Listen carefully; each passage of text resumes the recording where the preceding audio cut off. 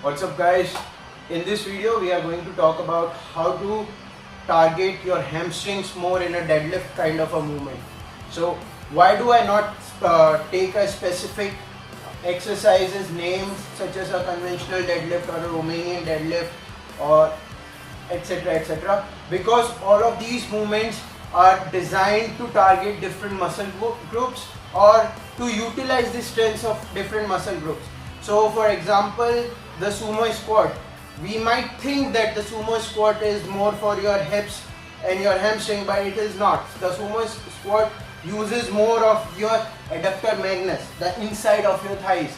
So similarly, the conventional deadlift is more with a narrower stance, feet pointing forward. It emphasizes the glutes and the hamstrings together.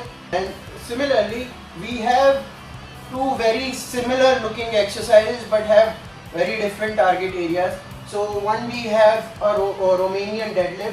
It is like this: you hinge back, you push your hips back, keeping your knees straight, and then pull your hips up on top of your knees. So Romanian deadlift, it trains specifically the hip extension part of your deadlift. So some people use the Romanian deadlift with a conventional deadlift to train the lockout phase of their deadlift.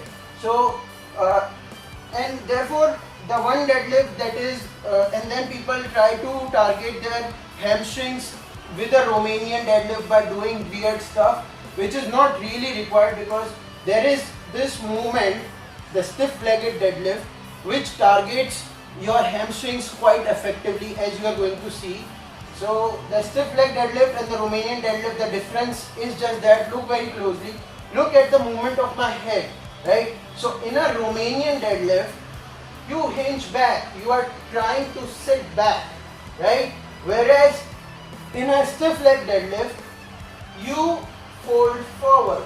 Your head goes like this. You are not trying to sit back, you are trying to fold forward as if you are going to touch the floor with your hands. So this small difference, it changes the emphasis from your glutes in a Romanian deadlift to your hamstring. Similarly, on the up phase of the movement, in the Romanian deadlift, you go back and you come up, there's a heavy glute activity. This movement resembles a hip thrust. So no wonder it isolates more of your glutes rather than your hamstring. And so to target your hamstrings, you need to do a stiff-legged deadlift, because that stiff-legged deadlift requires your hip to hinge, rotate forward and then rotate backward. So it goes through this anterior and posterior pelvic tilt, which is controlled by majorly by your hamstring. So let's see what that looks like in motion. So I'm going to take my shorts up a little bit so you can see the hamstrings getting activated. So from here, go down, slow and controlled. In this movement, ensure that the weight is not too much. You don't need weight as much as you need the correct execution. Breathe in, breathe out. Fold forward, don't sit back. Breathe in. Breathe out.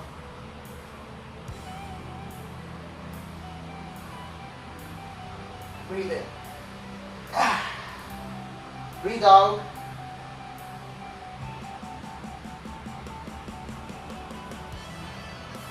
Breathe in. So as you see, when I'm going down, my hip has to tilt on this axis. If I pass an axis through my hip, going from here to here, the hip has to tilt on that, like that, and that stretches the hamstring. And when I have to return to my original position, the hip has to come down like this. It has to rotate backwards, and that movement, if you see your hamstring, the hamstrings start over here and they attach on either side of your knee. So you can see which muscle, whether it is the glute or your hamstring, which is more suited to pulling your hip back on that axis, right? So go down, okay, don't sit back, go down, resist the urge to sit back, take a hip hinge, fold forward, simple, and come back up, even simpler, right? So this is how you are going to target your hamstrings more in a deadlift kind of a motion. And if you have a query why the one where you hinge is called a Romanian deadlift, I don't know. You can look that up, guys, and let me know in the comments. Thank you, guys.